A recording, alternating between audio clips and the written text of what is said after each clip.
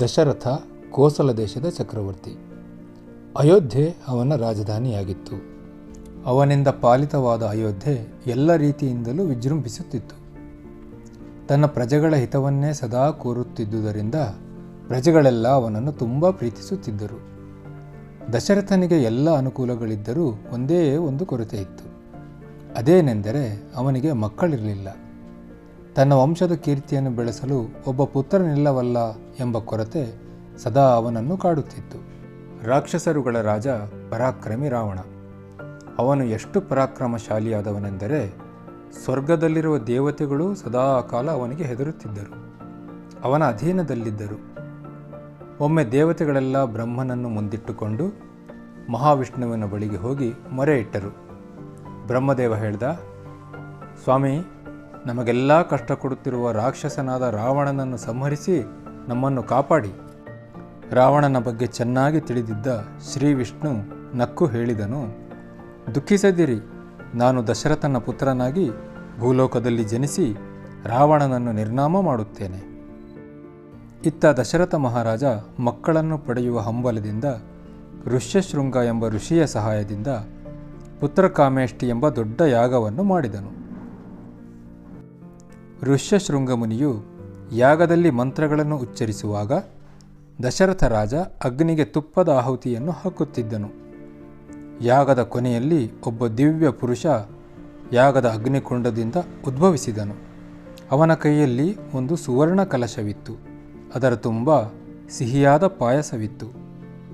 ಅವನು ಆ ಕಲಶವನ್ನು ದಶರಥನಿಗೆ ಕೊಟ್ಟು, ನಿನ್ನ ಯಜ್ಞದಿಂದ ಪ್ರೀತರಾದ ದೇವತೆಗಳು ಪಾಯಸವನ್ನು ಕಳುಹಿಸಿದ್ದಾರೆ.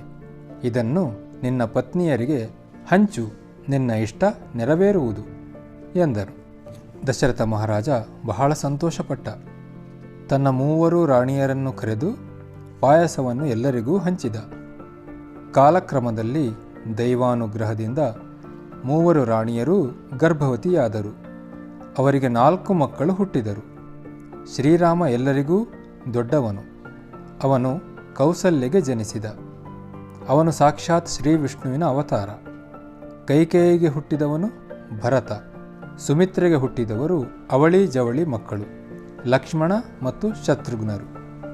ಶ್ರೀರಾಮನು ಹುಟ್ಟಿದ ಶುಭ ದಿನವನ್ನು ನಾವೆಲ್ಲರೂ ಈಗ ರಾಮನವಮಿ ಎಂದು ಆಚರಿಸುತ್ತೇವೆ. ರಾಮ, ಲಕ್ಷ್ಮಣ, ಭರತ, ಶತ್ರುಘ್ನರು ದಿನದಿಂದ ದಿನಕ್ಕೆ ಪ್ರವರ್ತಮಾನರಾಗಿ ಬೆಳೆದರು. ಆಚಾರ್ಯ ವಸಿಷ್ಠರಲ್ಲಿ ಸಕಲ ಶಾಸ್ತ್ರಗಳನ್ನು, ಧನುರ್ವಿದ್ಯೆಯನ್ನು ಅಭ್ಯಾಸ ಮಾಡಿದರು. ಸುಮಾರು 15 ವರ್ಷಗಳು ಕಳೆದವು. ದಶರಥ ದಿನದಿನಕ್ಕೆ ಬೆಳಗುತ್ತಿದ್ದ ಕುಮಾರರನ್ನು ಕಂಡು ಹಿರಿಹಿರಿ ಹಿಗ್ಗುತ್ತಿದ್ದ. ಅದರಲ್ಲೂ ರಾಮನೆಂದರೆ ಅವನಿಗೆ ಪಂಚಪ್ರಾಣ. ಒಂದು ದಿನ ದಶರಥ ಮಹಾರಾಜ ಸಭೆಯಲ್ಲಿದ್ದಾಗ ಒಬ್ಬ ದೂತ ವಿಶ್ವಾಮಿತ್ರ ಮುನಿಗಳು ಬರುತ್ತಿದ್ದಾರೆ ಎಂಬ ಸುದ್ದಿ ತಂದ. ಅಂತಹ ಮಹಾಋಷಿಯ ಆಗಮನವನ್ನು ಕೇಳಿದ ಕೂಡಲೇ ಆಸನದಿಂದ ಎದ್ದ ದಶರಥ ಗೌರವದಿಂದ ಅವರನ್ನು ಆಹ್ವಾನಿಸಿ ಯಥಾವಿಧಿಯಾಗಿ ಸತ್ಕರಿಸಿದ. ಬಹು ನಮ್ರನಾಗಿ ಹೇಳಿದ, ತಮ್ಮ ಆಗಮನದಿಂದ ನಾನು ಪುನೀತನಾದೆ. ನನ್ನಿಂದ ಏನಾದರೂ ಸೇವೆಯಾಗಬೇಕಾಗಿದ್ದಲ್ಲಿ ದಯವಿಟ್ಟು ಅಪ್ಪಣೆ ಕೊಡಿ ಎಂದು. ವಿಶ್ವಾಮಿತ್ರ ಹೇಳಿದ, ಓ ರಾಜನ್, ನಿನ್ನ ಮಾತಿನಿಂದ ನಾನು ಸುಪ್ರೀತನಾದೆ. ನಾನು ಒಂದು ಯಜ್ಞ ಮಾಡಬೇಕಾಗಿದೆ. ಅದು ನಿರ್ವಿಘ್ನವಾಗಿ ನಡೆಯಬೇಕಾಗಿದೆ. ಆದರೆ ಅದಕ್ಕೆ ಕೆಲವು ರಾಕ್ಷಸರು ವಿಘ್ನವನ್ನೊಡ್ಡುತ್ತಿದ್ದಾರೆ. ಆ ಯಜ್ಞದ ರಕ್ಷಣೆಗಾಗಿ ನಿನ್ನ ಹಿರಿಯ ಮಗ ರಾಮನನ್ನು ನನ್ನೊಡನೆ ಕಳುಹಿಸಿಕೊಡು. ಇದನ್ನು ಕೇಳಿದ ದಶರಥ ನಡುಗಿ ಹೋದ. ಇನ್ನೂ ಎಳೆಯ ವಯಸ್ಸಿನವನಾದ ತನ್ನ ಮುದ್ದು ರಾಮನನ್ನು ಪರಾಕ್ರಮಿಗಳಾದ ರಾಕ್ಷಸರನ್ನು ಸಂಹರಿಸಲು ಕಳುಹಿಸಲು ಹೇಗೆ ಸಾಧ್ಯ? ಅವನು ಹೇಳಿದ, ಮಹಾಮುನಿಗಳೇ, ದಯವಿಟ್ಟು ರಾಮನನ್ನು ಕೇಳಬೇಡಿ. ಸೈನ್ಯ ಸಮೇತನಾಗಿ ಬೇಕಾದರೆ ನಾನೇ ಬಂದು ಎಲ್ಲ ರಾಕ್ಷಸರನ್ನು ಕೊಲ್ಲುತ್ತೇನೆ. ರಾಮ ಇನ್ನು ಎಳೆಯ ಬಾಲಕ. ವಿಶ್ವಾಮಿತ್ರರಿಗೆ ರಾಮನ ಬಗ್ಗೆ ಚೆನ್ನಾಗಿ ಗೊತ್ತಿತ್ತು. ಅವರು ರಾಮನನ್ನೇ ಕಳುಹಿಸಬೇಕೆಂದು ಒತ್ತಾಯ ಮಾಡಿದರು. ಕೊನೆಗೆ ವಸಿಷ್ಠರು ದಶರಥನಿಗೆ, ರಾಮನು ವಿಶ್ವಾಮಿತ್ರರ ಆಶ್ರಯದಲ್ಲಿ ಸುಖವಾಗಿರುತ್ತಾನೆ, ನಿನಗೆ ಮಂಗಳವಾಗುತ್ತದೆ, ಕಳುಹಿಸಿಕೊಡು ಎಂದರು. ದಶರಥ ಭಾರವಾದ ಮನಸ್ಸಿನಿಂದ ಒಪ್ಪಿದ. ದಶರಥನ ಆಶೀರ್ವಾದದೊಡನೆ ರಾಮ ಲಕ್ಷ್ಮಣರು ವಿಶ್ವಾಮಿತ್ರನೊಡನೆ ಕಾಡಿಗೆ ಹೊರಟರು. ಅತಿ ದೂರ ನಡೆದು ಭಯಂಕರವಾದ ಅಡವಿಯನ್ನು ಹೊಕ್ಕರು. ವಿಶ್ವಾಮಿತ್ರರು ಹೇಳಿದರು, ಇದು ದಂಡಕವನ. ಇಲ್ಲಿ ತಾಟಕಿ ಎಂಬ ಭಯಂಕರವಾದ ರಾಕ್ಷಸಿ ತನ್ನ ಮಗ ಮಾರೀಚನೊಡನೆ ವಾಸಿಸುತ್ತಾಳೆ. ಅವಳಿಗೆ 1000 ಆನೆಗಳಷ್ಟು ಬಲವುಂಟು. ಅವಳಿಗೆ ಮಾಯಾಜಾಲ ವಿದ್ಯೆಯೂ ಗೊತ್ತು. ಆದುದರಿಂದ ಅವಳ ಭಯದಿಂದ ಯಾರೂ ಈ ಕಾಡಿಗೆ ಬರುವುದಿಲ್ಲ. ನೀನು ಅವಳನ್ನು ಕೊಲ್ಲಬೇಕು. ರಾಮ ಸ್ತ್ರೀ ಹತ್ಯೆ ಸರಿಯೇ ಎಂದು ಯೋಚಿಸಿದ. ಆದರೆ ಅವನ ತಂದೆಯ ಮಾತು ಅವನಿಗೆ ನೆನಪಾಯಿತು. ವಿಶ್ವಾಮಿತ್ರರ ವಚನವನ್ನು ಅಕ್ಷರಶಃ ಪಾಲಿಸು ಎಂಬ ಉಪದೇಶ ನೆನಪಿಗೆ ಬಂದಿತು. ತನ್ನ ಧನುಸ್ಸಿಗೆ ಹೆದೆ ಏರಿಸಿದ. ಟಂಕಾರ ಮಾಡಿದ. ಆ ಟಂಕಾರ ಶಬ್ದ ನಿರ್ಜನವಾದ ವನವನ್ನೆಲ್ಲ ವ್ಯಾಪಿಸಿತು. ಕಾಡಿನ ಮೃಗಗಳೆಲ್ಲ ಭಯದಿಂದ ಇತ್ತ ಅತ್ತ ಓಡಲಾರಂಭಿಸಿದವು. ಈ ಶಬ್ದ ತಾಟಕಿಯ ಕಿವಿಗೂ ಬಿತ್ತು. ಅವಳು ರೋಷದಿಂದ ರಾಮನ ಕಡೆಗೆ ಬಂದಳು. ಅವರಿಬ್ಬರ ಮಧ್ಯೆ ಘೋರ ಯುದ್ಧ ನಡೆಯಿತು. ಅವಳು ಕಲ್ಲುಗಳನ್ನು ಬಂಡೆಗಳನ್ನು ಅವನ ಮೇಲೆ ಎಸೆಯಲು ಶುರು ಮಾಡಿದಳು. ಆದರೆ ರಾಮ ಸ್ವಲ್ಪವೂ ಭಯಪಡಲಿಲ್ಲ. ಶ್ರೀರಾಮನ ಒಂದು ತೀಕ್ಷ್ಣ ಬಾಣ ತಾಟಕಿಯ ಎದೆ ಸೇರಿತು. ಬಾಣ ನಾಟಿದೊಡನೆ ತಾಟಕಿ ಕೆಳಗುರುಳಿ ಪ್ರಾಣ ಬಿಟ್ಟಳು.